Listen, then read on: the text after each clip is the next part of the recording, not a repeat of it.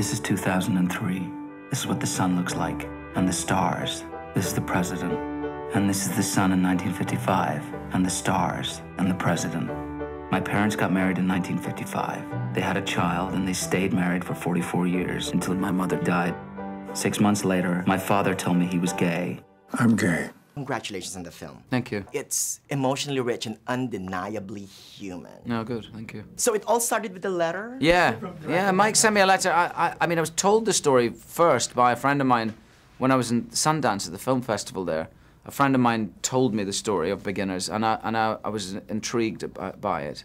And then I found the script and the letter and read the script, and I was just really taken with it. It's a wonderful story. Were you familiar with Mike Mills's projects before working with him? I'd seen his film Thumbsucker, and I liked it very much. I wasn't aware of some of his short films and Paperboys, a wonderful movie he made, but I have seen that, you know, saw them as soon as I'd met Mike. And I also realized in retrospect that I was aware of some of his artwork, the album covers for the Beastie Boys and Air. Well, maybe you should take out a personal ad, you know, where you can explain your situation. My situation? Yeah. I mean, you want to be in a relationship and you can't stay in one. How was it working with Christopher Plummer? You guys have such great chemistry together. Yeah, wonderful. I mean, he's a wonderful, wonderful actor.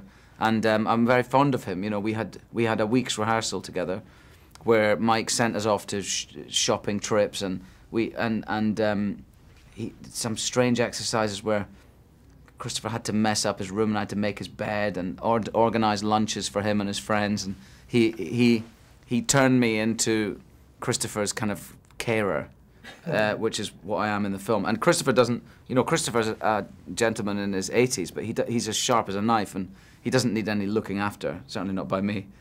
However, in the film, you know, my father's, Hal, the character he plays, becomes ill, and so Oliver, who I played, becomes the kind of caregiver. I also love the emotional roller coaster between you and Melanie. Mm. I heard there's a magic mountain keyword in there. Mike sent us off to, we had different exercises. He's very clever in his rehearsal process, Mike. He puts us through kind of experiences that make us close to one another, that rid us of our inhibitions with each other. And one of those exercises was to send us to a theme park, and we rode roller coasters all afternoon, and saw each other revealed our fears to each other, you know.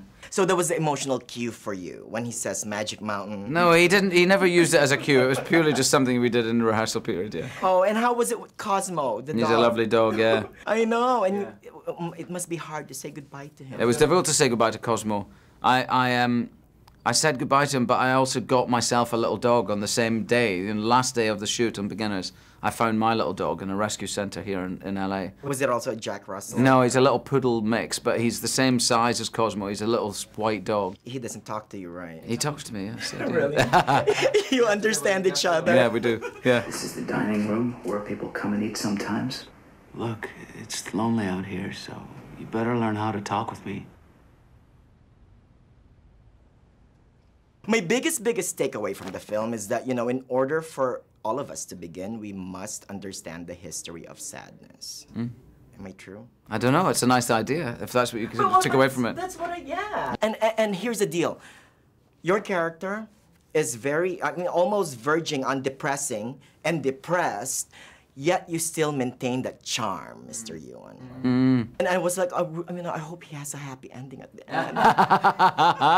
Well, we don't want to spoil it for our viewers. No. And I'm so glad that I live in this day and age now. Can you imagine living in the 50s? I know. Well, that's a wonderful thing about the film, is that it might, you know, it teaches us what it might have been like to be a gay man in the early 50s and how repressive that time was. Right. And I think Mike is trying to, in a very tender way, understand and look at the situation that his father was in as a gay man in the early 50s, and why he decided to kind of try and suppress his homosexuality and live a straight life, if you like. I'm glad I came out when I was 2 months old. Yeah, lucky you. Okay.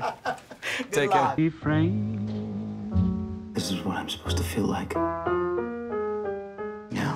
too.